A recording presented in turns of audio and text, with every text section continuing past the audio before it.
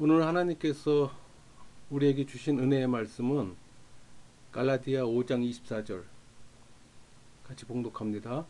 그리스도 예수의 사람들은 육체와 함께 그 정욕과 탐심을 십자가 못 박았느니라.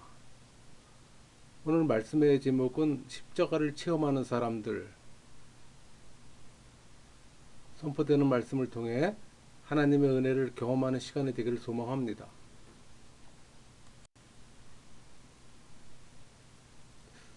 여러분은 십자가 하면 어떤 이미지가 연상됩니까? 예수님이 내 안에 있다는 것은 무슨 의미일까요? 그것은 그리스도의 의를 내 안에 수여하는 걸 의미합니다. 또 그 말은 하나님의 형상을 회복한다는 의미이기도 해요. 그러니까 소유하고 회복하면 십자가 사건과 부활 사건이 체험적으로 느껴지며 겸손해져요. 여러분은 중생한 그리스도인입니까? 그렇다면 예수님의 십자가 사건과 부활 사건을 새로운 관점으로 보게 될 겁니다.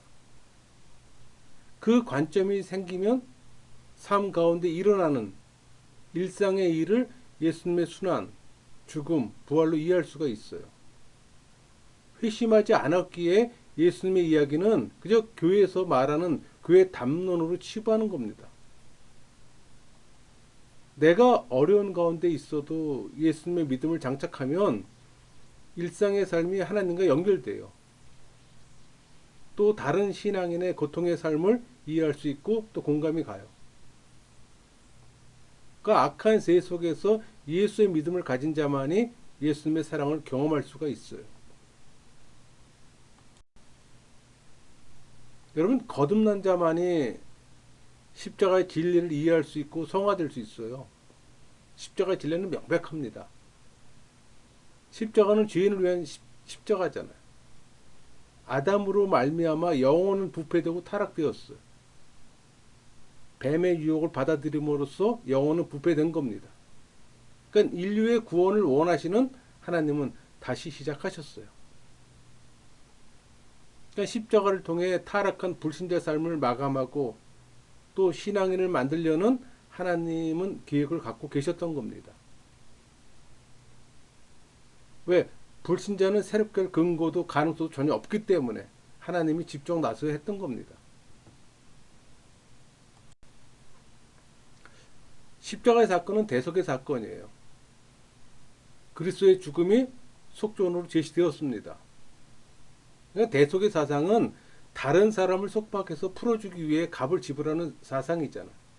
우리 마태복음 20장 28절 인자가 온 것은 섬김을 받으려 함이 아니라 도리어 섬기려 하고 자기 목숨을 많은 사람의 대속물로 주려 함이니라. 예수님께서도 많은 사람을 위해 자기 생명을 대속물로 주시려 오셨다고 말씀하셨어요.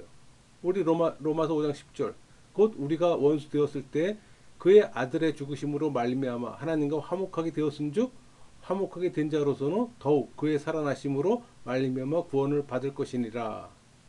그리스도의 죽음보다 부활이 죄인된 인간의 구원과 화목에 있어 더 확실한 보증됨을 역설하고 있는 거예요.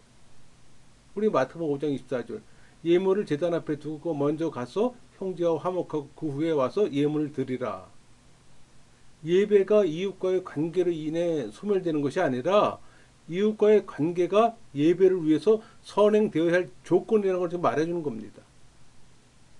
그래서 십자가의 사건은 회복을,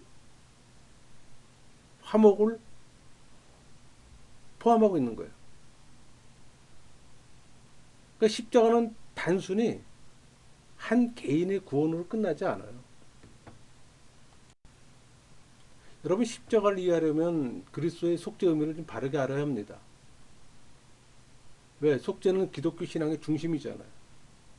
우리 히브리서 9장 22절 율법을 따라 거의 모든 물건이 피로서 정결하게 되나니 피 흘림이 없은즉 사함이 없느니라. 그러니까 그리스도는 속죄를 위해 하늘의 영광을 포기했어요. 이 땅에 오셔서 십자가에서 피를 흘리셨어요. 또 우리들은 속죄에 참여하기 위해 그리스도를 믿습니다. 이것은 하나님께서 인간의 죄를 다루시는 방법이에요. 인간을 하나님과 화해시키려는 하나님의 준비와 관계된 겁니다. 여러분, 속죄 교리는 신학의 정수예요.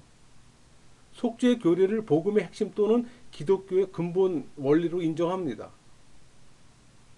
삼위 하나님의 공동 사역이에요. 그러니까 성자 하나님이 구원 사역이기에 삼일체와 구원론 이해가 필수입니다.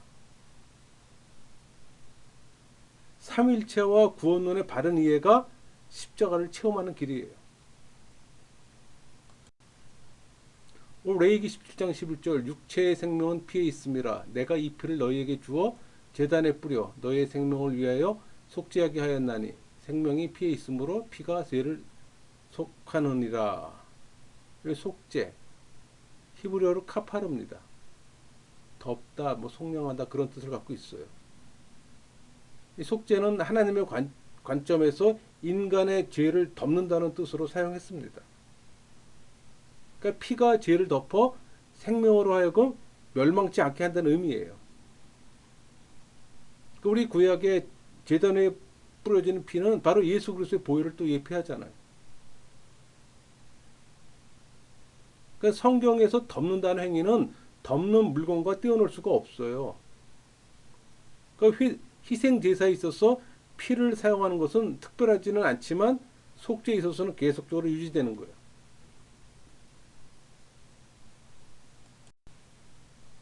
우리 갈라디아 1장 4절 그리스도께서 하나님 곧 우리 아버지의 뜻을 따라 이 악한 세대에서 우리를 건지려고 우리 죄를 대속하기 위하여 자기 몸을 주셨으니 그리스도께서 십자가에서 죽으신 이유는 우리를 악한 세대에서 건져내기 위함이었음을 증거하는 거예요. 여러분 구원의 길은 좁아요. 바울은 악한 세대로부터 예수 그리스도의 희생으로 건져냄을 받았음을 지금 말하고 있는 겁니다. 그래서 알미니안주의의 만인 구원설은 거짓이에요. 여러분 속죄의 원인은 하나님의 선하시고 깊으신 뜻에 있고 이 뜻은 하나님의 절대적 주권이에요. 그리스도의 속죄가 사랑이 동기가 된 것은 사실이지만 그 사랑의 배후에는 하나님의 깊으신 뜻이 움직이고 있는 거예요. 그러니까 속죄는 삼위 하나님의 사역으로 삼위 하나님 모두가 관계합니다. 그러니까 속죄는 하나님 섭리에 의해 계획된 것이며 또 상황에 따라서 된 것이 아니에요. 속죄는 하나님 성품의 기초예요. 하나님 공의에 기초한다는 얘기입니다. 하나님 자비에 기초합니다. 그러니까 하나님의 공의는 피의 희생을 통한 속죄를 요구하시고 하나님의 자비는 속죄의 용서를 마련해 주시잖아요. 그러니까 그리스도의 죽음은 하나님의 공의를 만족시키는데 그치는 게 아니에요. 하나님의 율법에도 만족이 됩니다. 그러니까 그리스도의 십자가 죽음은 만족스러운 죽음이에요. 그리스도의 죽음은 또 속죄를 포함합니다. 사람은 하나님께 범죄했잖아요. 하나님은 당연하게 율법에 대한 또 형벌을 요구하시고 하나님은 이 공의의 요구가 만족되기 전까지는 죄인을 해방시킬 수가 없어요. 그리스도의 죽음은 이런 요구를 온전히 만족시킨 겁니다. 여러분 국가 범죄자의 경우에도 범죄자가 법에 규정한 형벌을 치르고 나면 더 이상 정죄하지 않잖아요.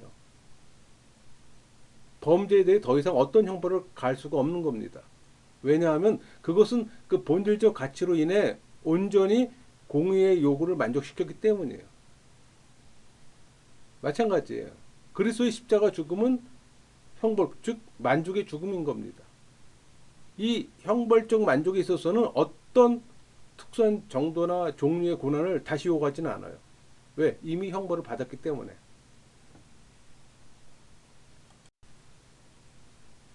여러분 그리스도의 죽음은 대리적 죽음입니다. 이 대리적 고난은 갑이 을 대신 당하는 고난이 있잖아요. 따라서 고난을 당하고 있는 갑의 상대된 을은 고난에서 죄됨을 필연적으로 전제를 합니다. 그러니까 대리자는 다른 사람의 자리를 취해서 그 대신에 행동하는 대행되잖아요. 우리 베드로전서 2장 22절. 그는 죄를 범하지 아니하시고 그 입에 거짓도 없으시며. 또 2장 24절. 친히 나무에 달려 그 몸으로 우리 죄를 담당하셨으니 이는 우리로 죄에 대하여 죽고 의에 대하여 살게 하려 하심이라. 그가 채찍으로 맞음으로 너희는 나음을 얻었나니. 예수님은 당신의 죄 때문에 죽은 것이 아니라는 사실이 명백합니다. 성경 어디서나 예수님이 죽으신 것은 다른 사람의 죄 때문이라고 하는 거예요.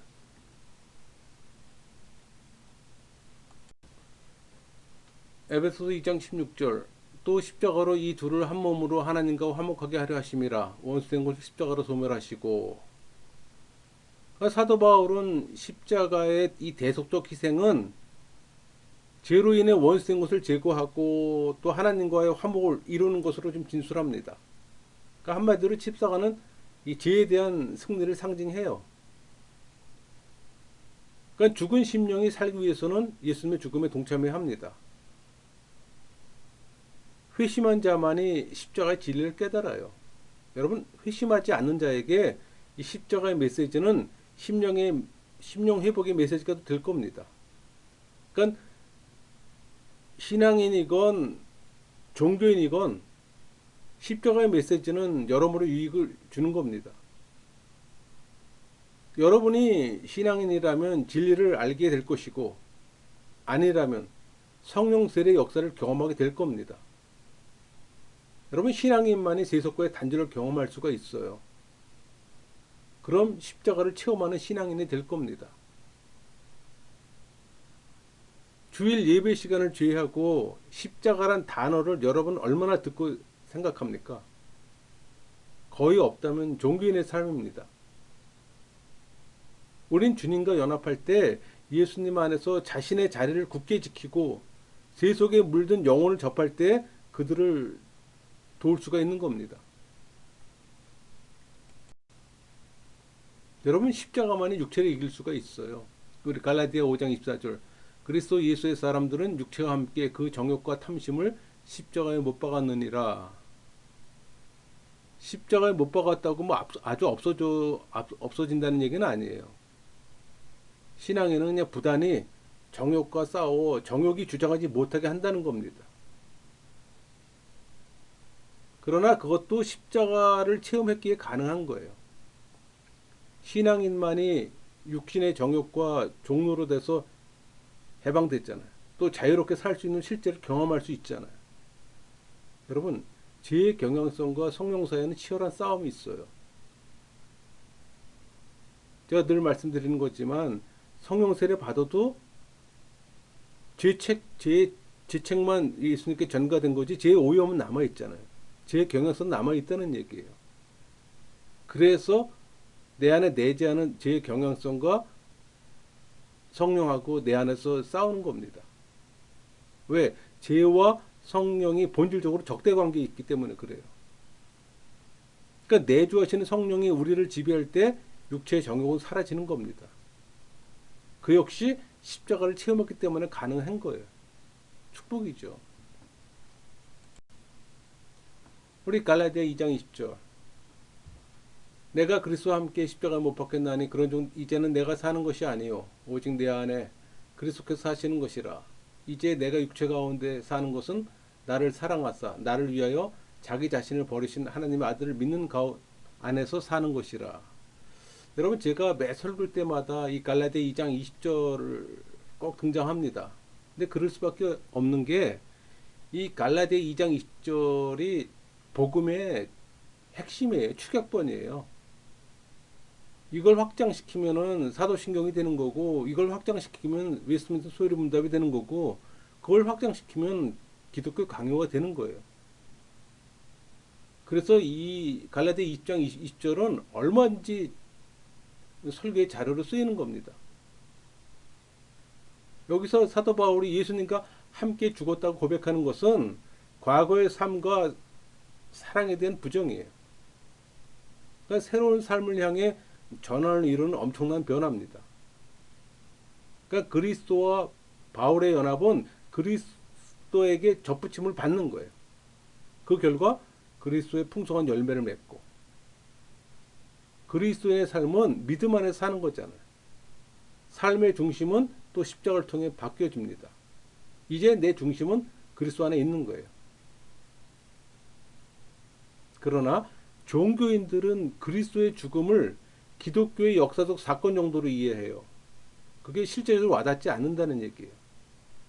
그러나 그리스도의 죽음은 실제적 사건이기 때문에 경험적으로 그 죽음의 실제에 동참한 자만이 참 의미를 이해할 수가 있는 거예요. 그러니까 종교인하고 이제 신앙의 차이입니다. 그러니까 강단에서 복음의 메시지가 선포가 돼도 받아들인 자가 다 다르잖아요. 그 안에는 종교인도 있을 것이고 신앙인도 있을 것이고. 여러분 회심을 통해 동참하는 겁니다. 성령께서 여러분의 죄를 보여주시고 그 죄를 십자가에 못 박게 할 때 참 의미를 깨닫게 되는 거예요. 성령이 우리 안에 계시하실 때 십자가의 진리는 지적 이해를 초월해서 삶 속에 전개되는 실제적인 경험을 통해 나타나요. 그 경험으로 정체성이 바뀌는 거예요. 그때 인격의 재창조가 일어납니다. 그러니까 그리스도의 정체성이 형성되는 거예요. 그리스도의 정체성은 어느 날 갑자기 생기는 게 아닙니다. 이런 사건을 통해 계속적으로 발전해 나가는 거예요.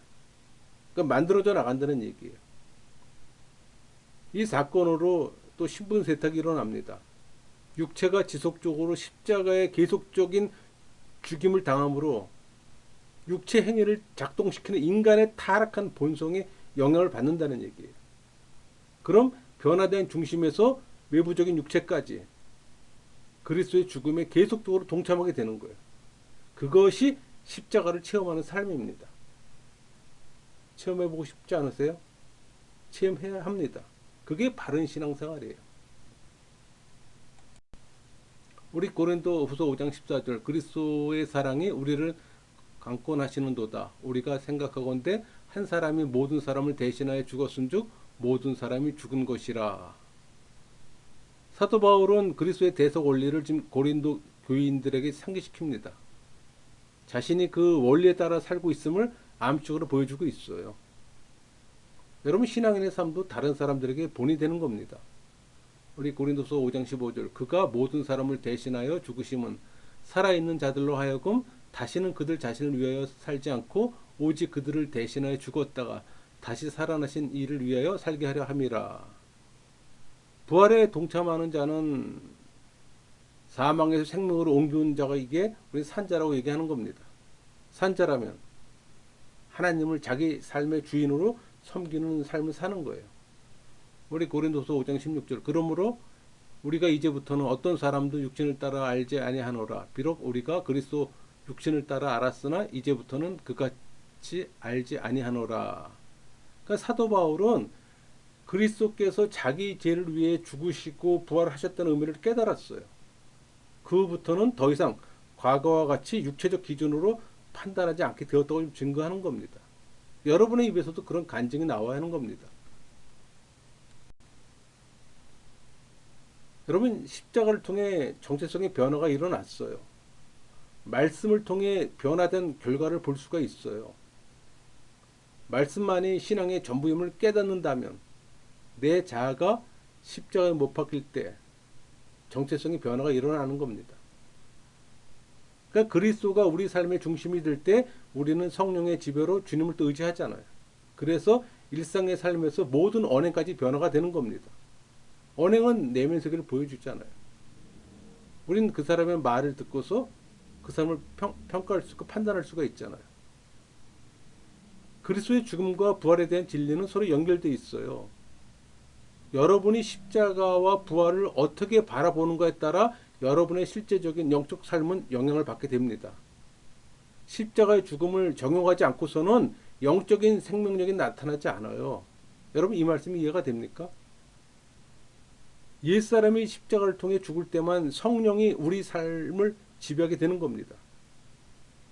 그러려면 십자가를 체험해야 합니다. 가끔 질문을 받아요. 어떻게 하면 영적 전쟁을 승리로 이끌 수 있느냐고.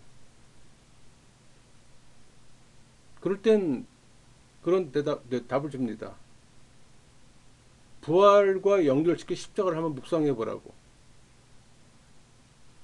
신앙인들은 주님과 연합함으로 한 영을 이루어 부활의 생명에 동참했어요. 더 나아가 죄와 육에 대한 승리를 체험하고 또 주님과 함께 십자가에 연합되어 어둠의 세력들을 무찌르도록 보내심을 입었음을 기억하세요. 우리 에베소 6장 11절 마귀의 관계를 능히 대적하기 위하여 하나님의 전신갑주를 입으라. 여러분, 전신갑주는 싸움에 나가는 군인이 방어와 공격을 할 수 있는 모든 장비를 가리킵니다. 싸우라고 권면하기보다 저는 그 성령의 지배를 받으라고 권면하고 싶어요. 영적 전쟁에서 신앙인들이 심령을 사용할 때는 영적 전쟁 중에도 조용합니다. 무조건 큰 소리로 외치는 게 능사가 아니에요. 왜? 승리는 조용하고 단순한 말씀 가운데 오기 때문에. 신앙인의 심령을 강건케 하시고 또 원수들의 세력을 대적하게 하시는 이는 성령 하나님입니다. 내가 아니에요. 우리에게는 오직 성령을 쫓아 행하는 십자가를 중심으로 영적 생활이 필요한 겁니다. 선택은 여러분의 몫이에요. 로마서 8장 5절 육신을 따른 자는 육신의 일을, 영을 따른 자는 영의 일을 생각하나니. 그래서 육신을 따르는 자가 육신을 위해 모든 목표를 세우며 그것을 추구하는 자라면, 영을 따르는 자는 하나님을 위해 모든 목표를 세우고 그것을 추구하는 자입니다. 목표가 다르죠? 그러니까 영을 따르는 자가 목표를 세우고 추구해가는 모든 과정에는 성령의 개입이 필요해요. 그래서 전도사역이나 선교사역할 때 성령 충만, 성령의 은사를 받는 이유가 바로 그겁니다. 왜? 인간의 연약한 힘으로는 그 사역이 어렵기 때문에. 그래서 영을 따른 자라고 해서 연약한 육신을 이기고 마음으로 원하던 모든 것을 행한다는 건 아니에요. 영을 따른 자라 할지라도 그 속에는 하나님의 법을 즐거워하는 것과 그것과 투쟁하는 지혜의 법이 공존하잖아요. 로마서 8장 6절 육신의 생각은 사망이요 영의 생각은 생명과 평안이니라. 이 말씀은 우리 사고의 원천을 어디에 두냐에 따라서 결정되는 겁니다. 그러니까 육신의 생각은 자기 중심적 생각만을 해요. 그러나 영에게서는 하나님 법에 굴복하며 하나님을 기쁘게 하고자 하는 생각이 나옵니다. 그러니까 인간이 할 수 있는 일은 십자가의 메시지를 우리 삶에 적용시켜서 영혼의 감각으로 십자가를 이해하고 감지하는 거예요. 성령은 영혼에서 조명하시고 인쳐주세요. 그게 침묵기도의 장점입니다. 성령을 쫓아 행하려면 성령 사역에 초점을 맞춰야 되는 거예요. 항상 성령의 인도하심에 순종해야 되잖아요. 또 순종은 나의 권위고. 성령의 인도를 받으면 무조건 순종해야 됩니다. 순종하지 않으면 인도받을 필요가 없잖아요.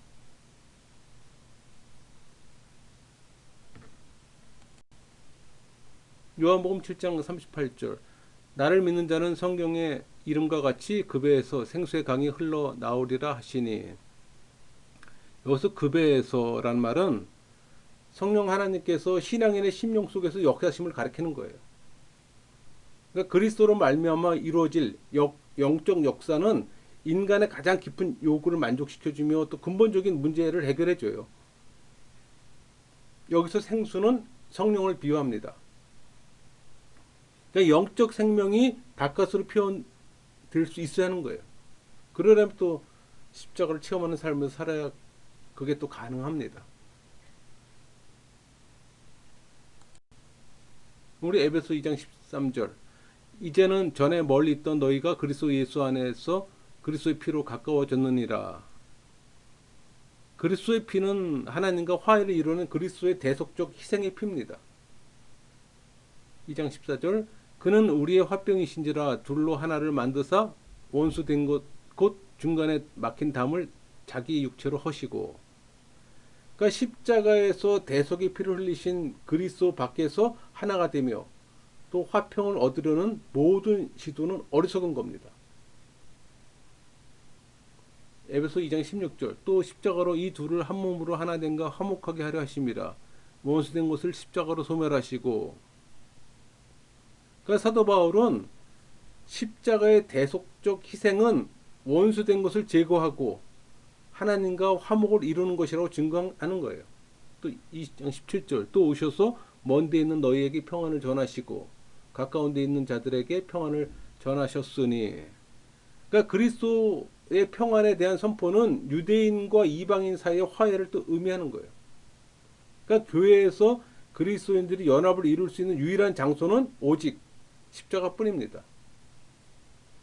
이는 이미 그리스도께서 십자가에서 돌아가심으로 말미암아 중간에 막힌 담을 허시고 또 원수된 것을 멸하시기 때문이에요. 그러니까 신앙인들은 그리스도의 몸에 속해 피조물이 되었고 하나님의 새 사람으로 지은 바 되었잖아요. 그러니까 교회는 그리스도를 머리로 해 모인 그 몸의 지체가 된 겁니다. 그러니까 한마디로 교회는 십자가를 체험하는 신앙인의 공동체예요. 그래서 교회에서 연합하지 못하고 분리가 되는 것은 종교인들의 집단이기 때문입니다. 다른 이유 없어요. 여러분, 신앙인이 모인 곳에는 분리가 없어요. 교회가 깨지고 갈라지는 건 100% 종교인의 집단입니다. 여러분은 어느 정도로 십자가를 체험하고 있습니까? 신앙인으로 영적 생명이 얼마나 성숙한지는 여러분의 말과 깊은 관련이 있어요. 그러니까 그리스도의 십자가를 체험한 영혼들은 어떻게 예수님의 죽으심을 항상 몸에 짊어지고 살까, 그런 생각들 합니다. 우리 야고보서에서 그 예가 잘 나와요. 3장 2절, 6절, 11절 같이 공독할까요? 우리가 다 실수가 많으니 만일 말에 실수가 없는 자라면 곧 온전한 사람이라 능히 온몸도 굴레를 씌우리라. 혀는 곧 불이요 불의의 세계라. 혀는 우리 지체 중에서 온몸을 더럽히고 삶의 수레바퀴를 불사르나니 그 사르는 것이 지옥불에 나느니라. 샘이 한 구멍으로 어찌 단물과 쓴물을 내겠느냐. 혀의 요란함과 분정을 피해 사는 비결을 지금 배워야 하는 겁니다. 그러니까 영적인 사람은 성령의 지배 아래 온전한 성숙을 이루며 또 육체마저도 절제할 수 있어야 되는 거예요. 육체를 절제하면 저절로 이루어지지 않잖아요. 많은 시간과 훈련이 요구됩니다. 여러분, 성령의 지배를 받는 5가지 제가 늘 말씀드렸잖아요. 그걸 생활화해야 되는 거예요. 예배, 말씀, 기도, 성만찬, 성도 간의 교제. 여러분의 시간을 그 시간에 노출시켜야 되는 거예요. 여러분, 체득은 쉽지 않아요. 그래도 해야 합니다. 왜? 그것이 십자가를 체험하는 사람들의 삶이기에. 여러분, 십자가를 신앙생활의 기준점으로 삼고 또 십자가가 성령이 사역의 기초와 중심이 될 때 심령의 부흥은 일어나요. 그러면 제가 무엇인지, 복음이 무엇인지, 거듭남이 무엇인지, 성령의 지배가 무엇인지를 알아야 하잖아요. 그러니까 바른 생활은 바른 교리가 베이스가 되어야 됩니다. 교리의 베이스가 없으면 바른 신앙생활을 할 수가 없어요. 바르게 알지 못하는데 어떤 바른 행위가 나오겠습니까?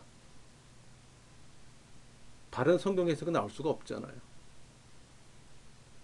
여러분, 영적 부흥은 성령이 중생한 심령 안에 거하고 또 심령 밖으로 흘러나오는 결과예요. 그러니까 성령 세례와 성령의 지배는 우리 안에 아주 민감한 영적 감성을 형성합니다. 여러분이 영적 감각을 감지할 수 있다면 수시로 십자가를 체험하는 삶을 삽니다.